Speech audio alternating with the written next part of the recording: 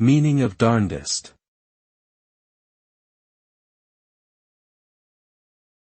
Darndest.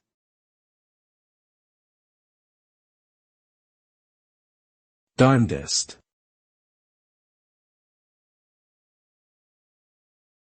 Darndest.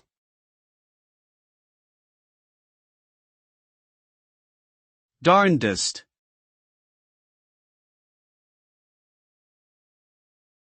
The word darndest is a superlative form of the adjective darn, which means damn or freaking in informal language. It is often used to emphasize a surprising or unexpected outcome. For example, one might say he did his darndest to win the race to describe someone who gave their utmost effort to try and win.